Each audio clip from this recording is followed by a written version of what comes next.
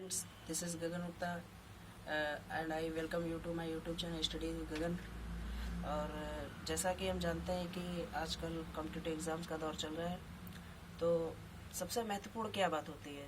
सबसे महत्वपूर्ण बात ये होती है कि हमें सबसे पहले क्वेश्चंस को कितने समय में करना है, और सबसे पहले प्राथमिकता हमें एक कॉम्पिटिटिव एग्ज़ाम्स में इसी की देनी चाहिए कि कम समय में क्वेश्चंस को कितनी जल्दी से सॉल्व किया जा सके। और ये संभव है केवल हमारे क्रिएटिव माइंड के द्वारा। आप अपने माइंड को जितना ज़्यादा क्रिएटिव बनाएंगे, जितना ज़्यादा आप माइंड को बिजी रखेंगे अच्छे कामों में, आपका माइंड उतना ही शार्प हो जाएगा।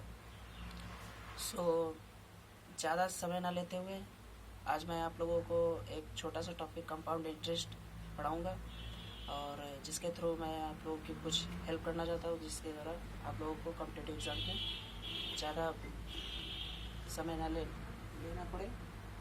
और चलिए स्टार्ट करते हैं।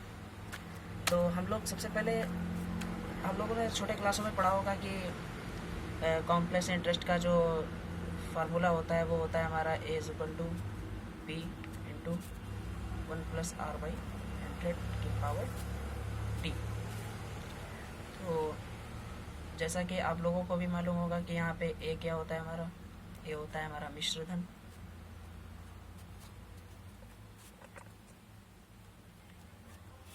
P हमारा होता है मूलधन,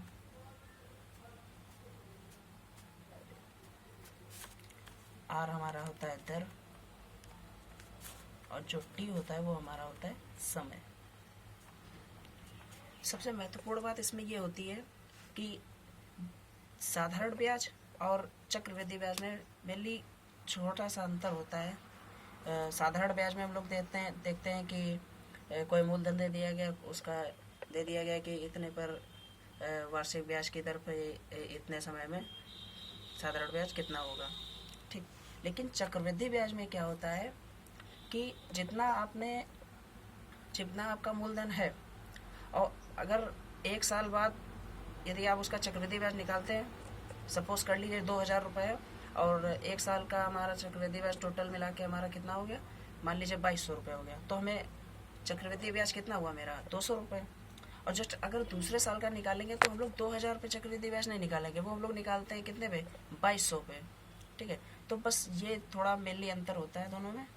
और तो हम लोग देखते हैं, ये हमारा बेसिक फार्मूला होता है जो हम लोगों ने छोटे क्लासों में पढ़ रखा होता है। लेकिन कभी कभी इन क्वेश्चंस फार्मूले के हिसाब से लगाने से समय ज़्यादा हो जाता है, तो हमें समय की बचत करनी है। इसलिए सबसे पहले हम लोग देखेंगे शॉर्ट ट्रिक। जैसे कि मान लीजिए कोई हमारा P जो है मूलधन, वो हमारा 2000 रुपये दिया हुआ है, ठीक। R हमारा 10% दिया है, समय हमारा जो है वो 2 वर्ष दिया है। और सबसे महत्वपूर्ण बात ये याद रखनी है कि चक्रवृद्धि ब्याज के कॉम्पिटिटिव एग्जाम्स की बात कर रहा हूँ, जितने भी क्वेश्चंस पूछे जाते हैं उसमें समय हमेशा 2 वर्ष या 3 वर्ष इतना ही दिया रहता है, इसके ऊपर ज़्यादा नहीं दिया होता है। हाँ, वो आप छोटे क्लास में पढ़ा होगा 4 वर्ष 5 वर्ष, वो बात अलग है। ये आप कॉम्पिटिटिव एग्जाम्स दे रहे हैं तो इसमें मेनली समय जो होता है वो आपका 2 वर्ष या 3 वर्ष का दिया रहता है। तो यहाँ से हम लोग सॉल्व करते हैं। अब जैसे देख लीजिए हमारा R जो है ये हमारा 10% है, तो इसको हम लोग क्या लिख सकते हैं, 10/100, 5% हटा दिया, 10/100 हो गया। अब इसके बाद ये क्या आएगा, 1/10। अब यहाँ पे हमें समझने वाली बात ये है कि 1/10 लिखा है, ठीक। तो 1/10 में हमारा जो 10 रुपये था वो हमारा क्या था, वो हमारा मूलधन था। एक जो हमारा हो गया वो हमारा चक्रवृद्धि ब्याज हो गया। तो यहाँ पे हम ये देख सकते हैं कि 2 वर्ष बाद मिश्रधन हमें कितना मिलेगा, यानी कि भाई मूलधन हमारा ये था और मिश्रधन हमें कितना मिलेगा, 11। 10 और 1 11, ये तो एक हमारा जो था वो हमारा ब्याज था। अब यहाँ से 2 वर्ष का आ गया ना, तो यहाँ पे 2 बार लिखिए। अगर 3 बार दिया होता तो 3 बार लिख देते, 4 बार दिया तो 4 बार लिख देते।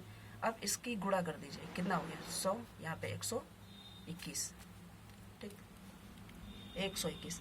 अब देखिए ये हमारा क्या है, ये हमारा है मूलधन, ठीक। ये हमारा मिश्र धन, और जब मिश्र धन से मूलधन को घटाते तो वो हमारा ब्याज आ जाता है, यानी कि 21 ब्याज हो गया। ठीक, अब यहाँ पे हमारा मेनली मूलधन जो एक्चुअल में दिया हुआ वो हमारा 2000 दिया हुआ है। ठीक, 2000 दिया है, यहाँ पे हमारा कितना है 100। अब यहाँ से 100 से अगर हम डिवाइड करें तो ये कितना आएगा 20। ठीक, अब देखिए अगर इस 20 की गुणा हम इससे कर दें तो 2000 आएगा।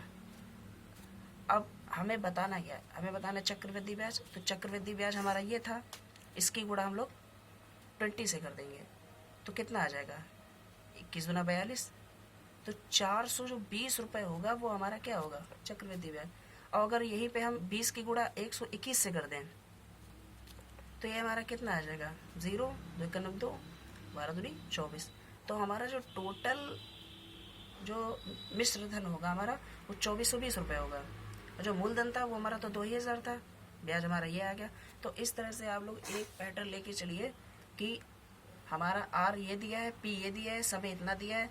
जो हमारा क्वेश्चन मेनली डिपेंड होगा वो हमारा क्वेश्चन डिपेंड होगा टी समय पे, और जो हमारा रेट ऑफ इंटरेस्ट, जो हमारा ब्याज की जो दर है उस पर जितना ब्याज का दर होगा उसको आप अपॉन में 100 करके सॉल्व करके कीजिए। समय अगर 2 वर्ष है तो उसको 2 बार गुणा करके कीजिए, अगर 3 वर्ष है तो 3 बार गुणा। ठीक, अब समझने वाली बात ये तो हमारा एक हो गया। अब देखिए यहाँ पे हमारा 3 वैल्यू हैं और हमें एक फाइंड करनी होती है।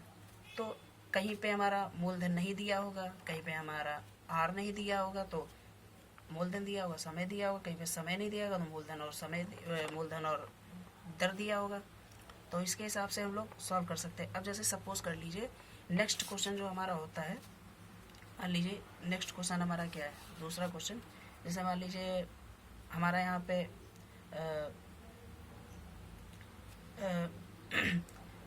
हमारा जैसे दे दिया गया मूलधन हमारा कुछ भी सपोज कर लीजिए 3000 दे दिया गया, मान लीजिए कुछ भी रख लीजिए आप 30,000 रख लीजिए। अगर आपको कॉन्सेप्ट क्लियर है तो आप सवाल सारे सही से लगाते चले जाएंगे। ठीक है, और हमारा आर जो है वो हमारा सपोज कर लीजिए 20% है। ठीक, यहाँ पे परसेंट लगाना भूल गया था, सॉरी। और हमारा समय, अब समय यहाँ पर हम 2 वर्ष की जगह 3 वर्ष रख लेते हैं। ठीक, और अब हमें बताना है कि रेट जो हमारा क्या कहते हैं चक्रवृद्धि ब्याज कितना होगा। तो यहाँ पे हम लोग सॉल्व करते हैं। तो यहाँ पे सबसे पहले आर था, इसको 20/100 करेंगे, ये कितना आएगा 1/5। ठीक, अब हमारा ये 5 था, ये 1 था, तो हमारा कितना हो गया 5 और 6 हो गया। अब समय 3 है तो इसको हम 5 को 3 बार लिखेंगे, 6 को 3 बार लिखेंगे।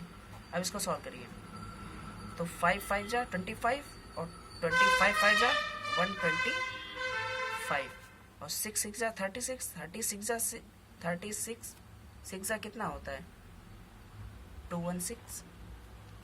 अब देखिए यहाँ पे हमारा 30,000 था, अब 30,000 को हम 120 से अगर डिवाइड करके देखें तो ये कितनी बार जा रहा है, तो यहाँ पे कितना 2 बार जाएगा 250,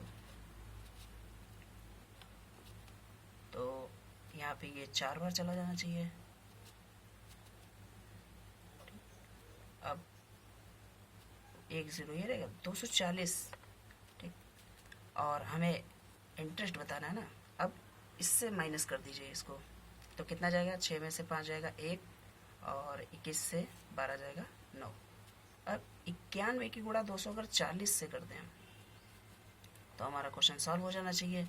तो कितना आएगा 240 91 240 और यहाँ से 9 से चौक 36 से लगा 3 और 9 दिन 18 3 21 0 4 6 2 8 21,000। तो हमारा जो ब्याज होगा वो कितना होगा 21,840 रुपये। ठीक, और अगर यही हम लोग निकालना चाहें, अगर मिश्र धन पूरा निकालना चाहें तो हम लोग 240 की गुणा 216 से कर देंगे, जितना भी आएगा वो हमारा यहाँ पे मिश्र धन हो जाएगा। तो इस तरह से आप सॉल्व कर सकते हैं। सो आई होप आप लोगों को काफ़ी मदद मिली होगी। सो इस वीडियो को हम यहीं पे स्टॉप करना चाहेंगे और अगली वीडियो में कुछ नया लेके आएंगे। ठीक है, थैंक यू।